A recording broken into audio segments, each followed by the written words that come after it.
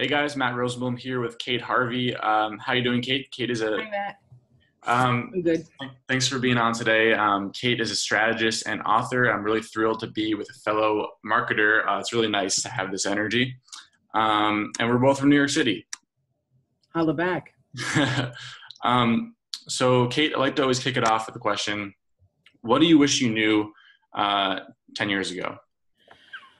Matt, I wish I'd known that social media platforms could be competitors as much as messaging tools. And I wish I'd known that people's attention spans and their interests would become as short and as quick as they are. And they become more so every month. I may have known that academically, and I did not know it actually. Right. And what exactly do you mean by competitors? So because the feeds, run like this, and whether someone does a story or a program, the reality, the actuality of someone knowing immediately what's happening can often run counter to the story, the message, the meaning that's being provided on a newsletter, on a Medium post, on web content. And while ideally on bigger teams and companies that are really good at talking with each other internally, these things can coexist and support each other. More often than not, they don't. Okay. So there's kind of a misalignment between I guess what we're trying to convey and maybe how people are using the platform or what people get. I think it has as much to do with what people expect to get from their Facebook as what the platform exists to provide. Okay. And how it operates. Right. So when we go back to maybe how are you thinking of Facebook or Instagram 10 years ago? Did Instagram even exist? I don't even know. No. Facebook was in its nascent stages back in 8 and 9. Right. It's my friend and I saw Captain Marvel yesterday, and part of it's set in the 90s, right? 90s. I loved it. Yeah, totally. Well, I was alive when that stuff was going on. And when they pull up, the browser Alta Vista, that no longer exists. Yeah. So, I guess I have a thought further related to this, what I wish I knew 10 years ago. That's a big part of how I operate, how I conduct, how I consult, how I compose. And I'm sure we can get to that. Interesting, because you made me realize social media platforms, it originally, the goal was socialize and maybe meet friends and talk to people. And then it's becoming more and more of a content curation and publishing platform. Yeah. More and more. Friendster.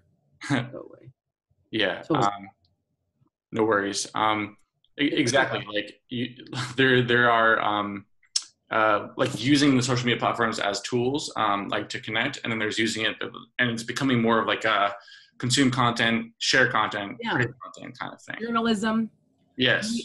There's Medium. ever since Microsoft acquired LinkedIn, it has become a genuine source for both named, people in business and people on the come up to write, in many ways, often long form writing, not white papers, but longer than 150 words. Interesting.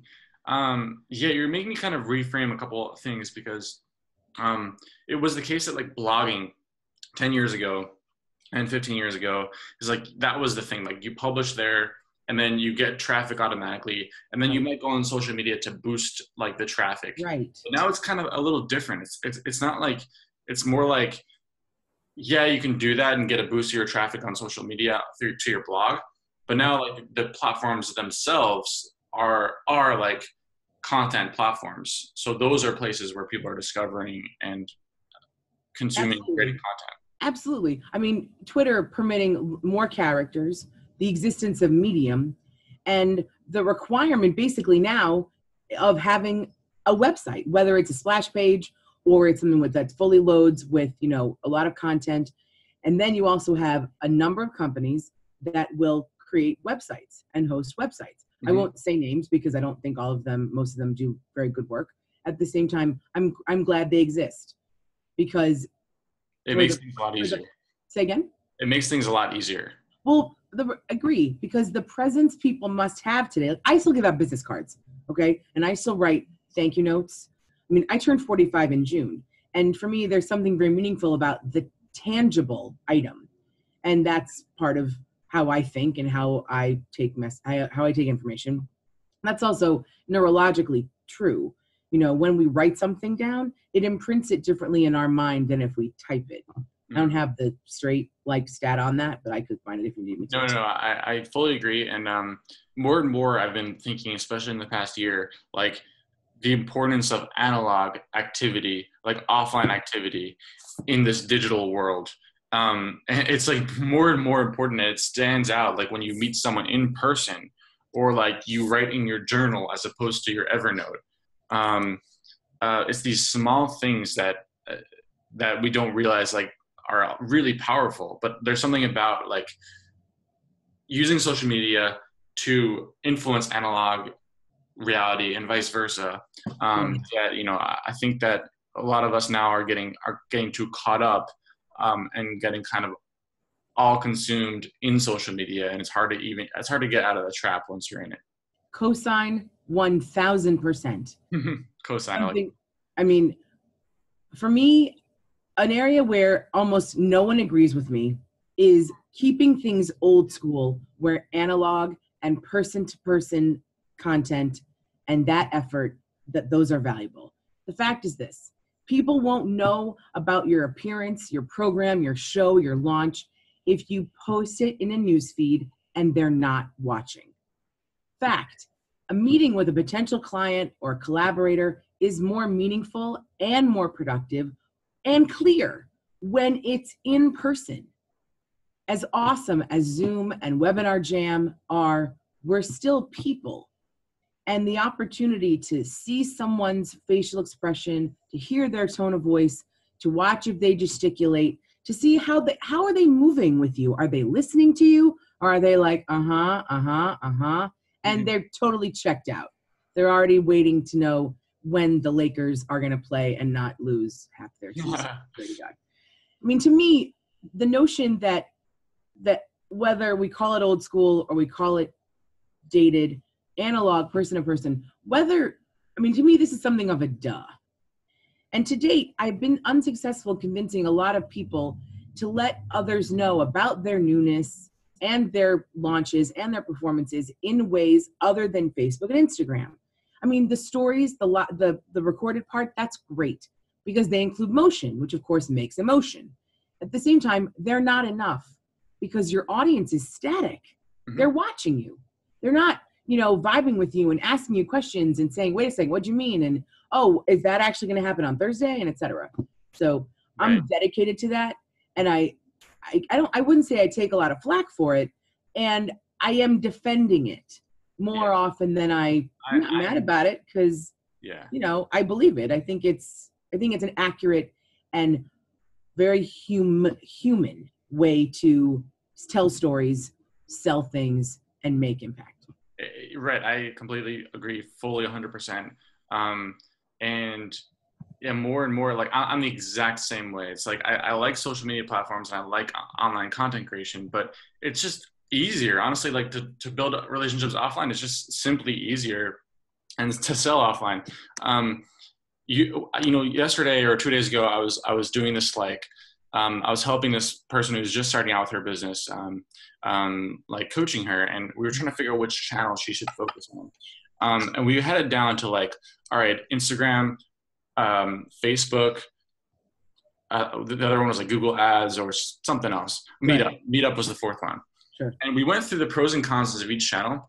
And she went in thinking that she was going to do Google Ads or Facebook Ads or Instagram, but then realized she didn't want to do any of those. None of those felt authentic. And by far was going to be the easiest thing to get her clients. So it's like, we don't think of, everyone jumps to Facebook and Instagram, everyone has that, but we don't realize that maybe Meetup or just going to events or doing something like that is a better platform to focus on and will get you clients faster. A colleague whose website I edited every day for a year because he publishes every day. His name is Adam Thomas. One thing I have noticed about him, and he claims it, he goes to a lot of programs, a lot of events, a lot of cocktail parties, a lot of afterworks, not because he wants to brag about it and have this whole thing like, oh, well, guess where I was, TechCrunch and etc. No, he goes because he wants to meet other people that are doing the work that he does, different than he does. And as a graduate of Seth Godin's Alt MBA, I also think he's imbued with a desire to help them and coach them, which I'm sure he probably does. And it's a wonderful, and him meeting so many people in so many different environments for different reasons on various platforms has made him in so many ways a work whisperer.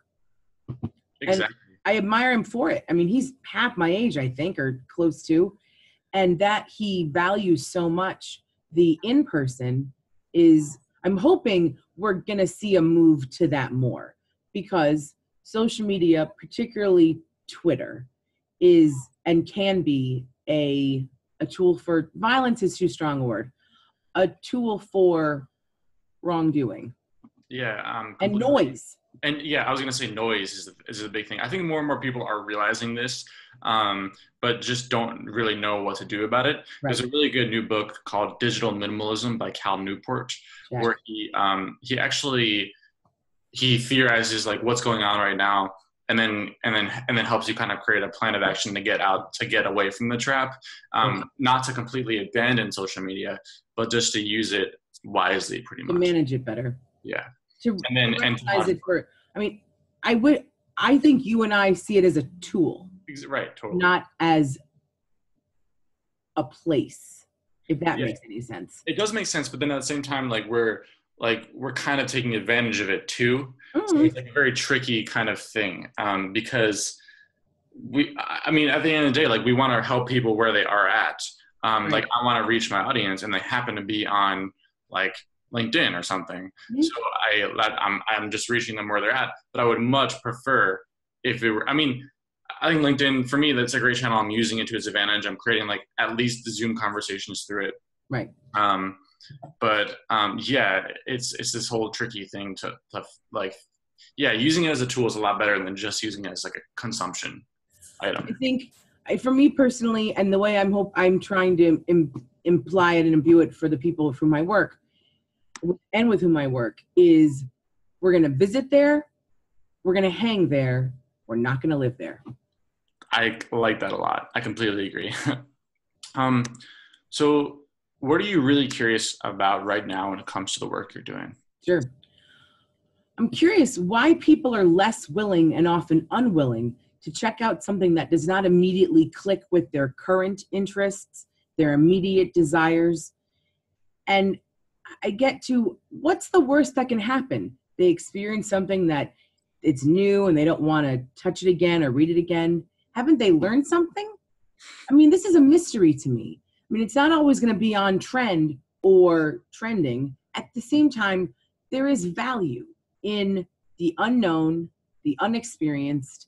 And if there's something about it that touches a person, whether it's musical or it's educational or it's artistic or it's profitable, why not 5 minutes, 30 minutes, $15, test it out? Mystery.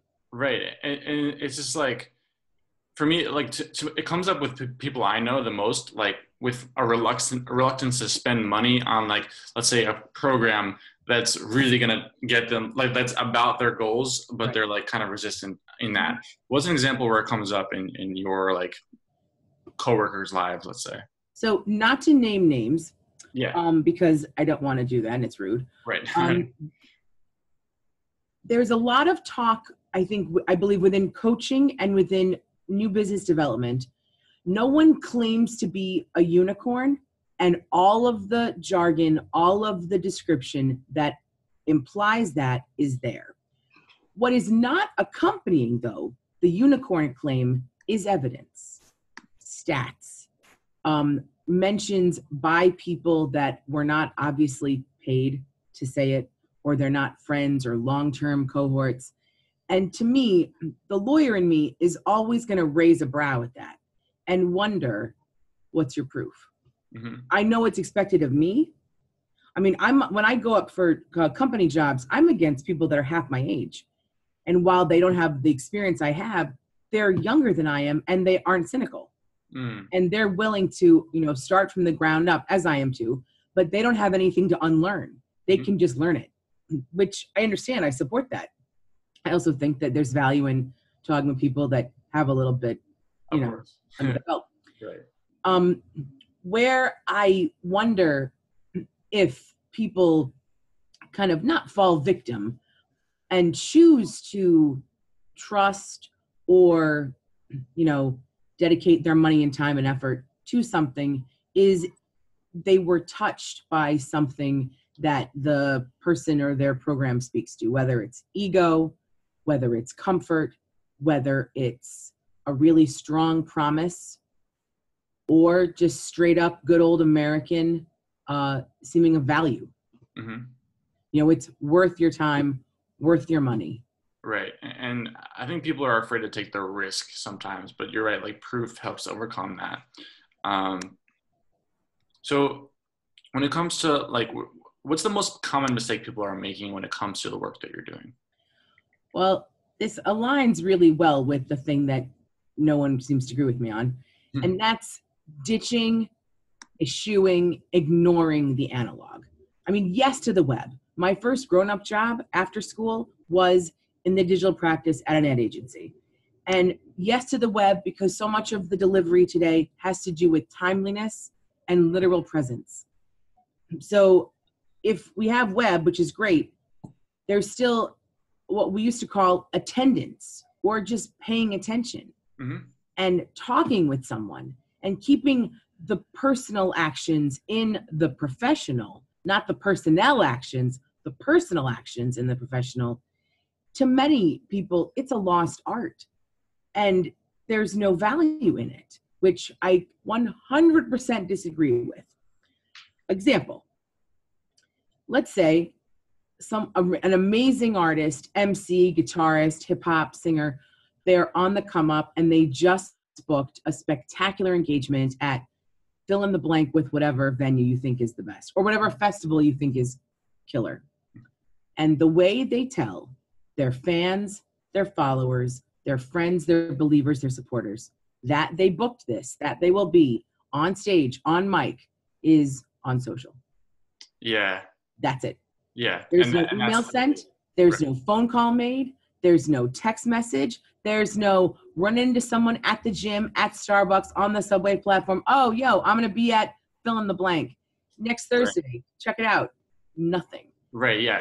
It's not like you can't call someone and be like, this is how I announce things. And it's like everyone just uses something, their social media platform, to announce these kinds of things. And there's kind of something lost along the way when it comes to that. And come in just brass tacks, if someone is not on the feed when you opt to share this news, how in the heck are they going to know about it? Right. If you're not on Songkick, if you're not on the Hollywood Reporter's celebrity email list, if you're not in the mind of everyone that you want to know you. Right. They're not going to know it. And you can't gauge their reaction either. So it's like, there's a book called Belong, it's something about community by Rada. I don't know how to say her last name, but she talks about full 5 sense friends, meaning like differentiating like your offline relationships with people who you have full 5 sense relationships with. Like Rada Agarwal's book. Yes, exactly. It's a great book, and it's just about like exactly what we're talking about, like real analog full sense relationships where you can really gauge how people respond to things and really fully feel something. A lot of things that we're like going for on social media, like we want engagement, that's just a given. If you're offline and you're talking to someone in person, they're not going to be distracted. Engagement is someone paying attention to you and engaging with what you're saying. And the reason why like it's hard to get engagement online is because there's so many other things you can be doing online. But if you're talking to someone one-on-one in person, the chances of them being really distracted are a lot lower. You mentioned earlier LinkedIn.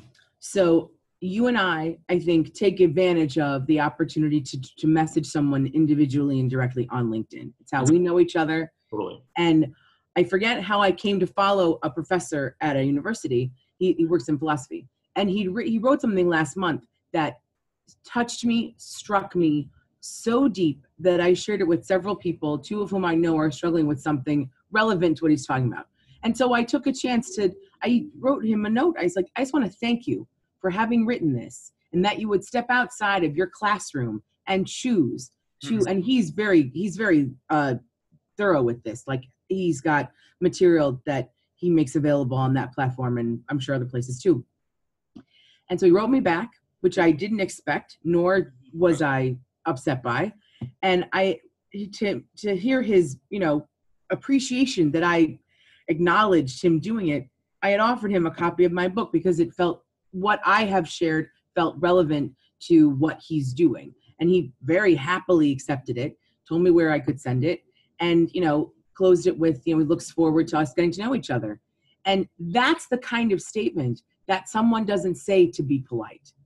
Okay, they say that because while at the moment it's an analog thing, I can see us talking at some point. And whether, he reads my book and finds it of value and shares it with students or whatever. As my publisher used to say, books weren't written to be written, they're written to be read. And so that you are taking advantage of what LinkedIn has offered as the start of community building, the start of, genuine knowing each other and supporting each other, helping each other, becoming friends, working together. I mean, may all of the platforms be that in this way too. I mean, two of my close friends I met on Instagram. Yeah.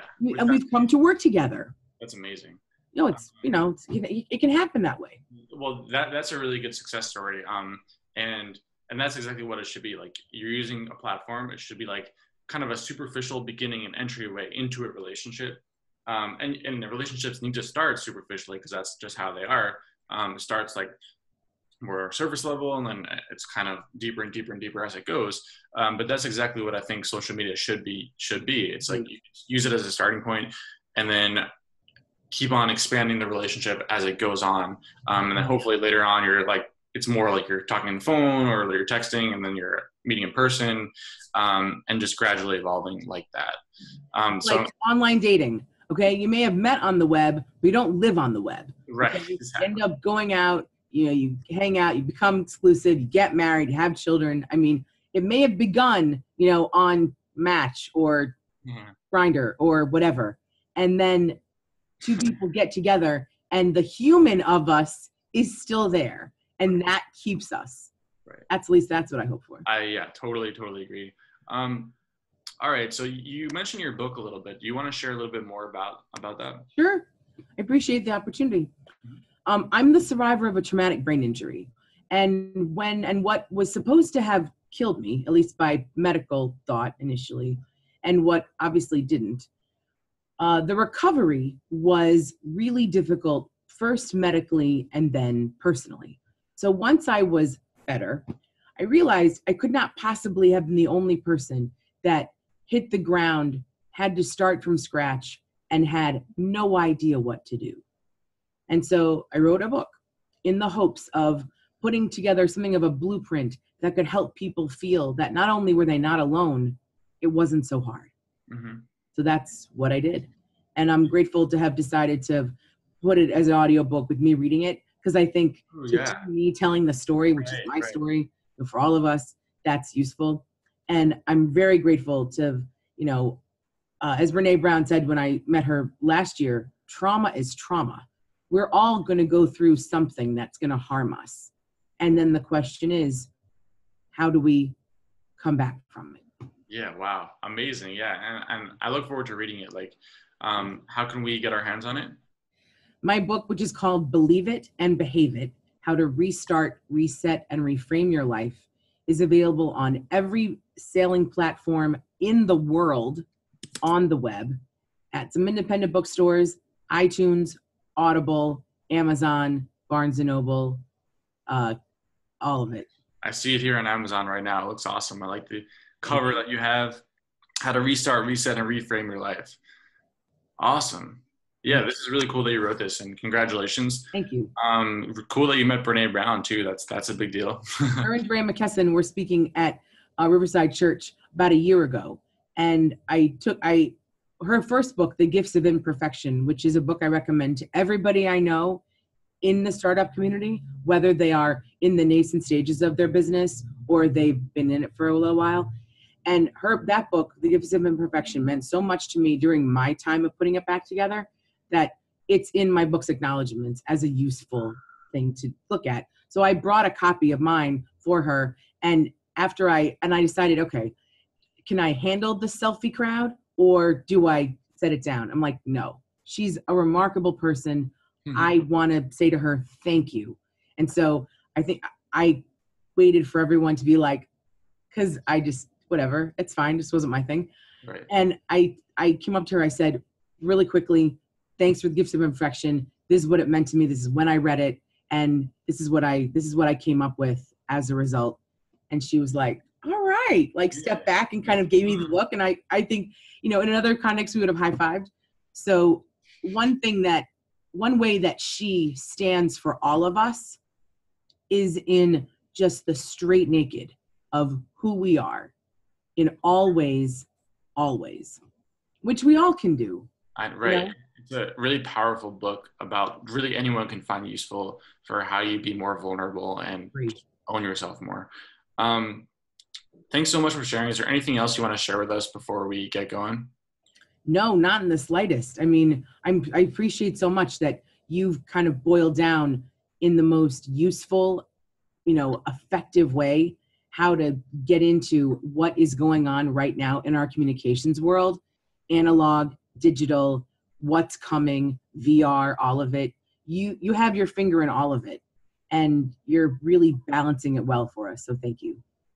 Thank you very much. I really appreciate it. Look forward to staying in touch. Me too. New York. Take care.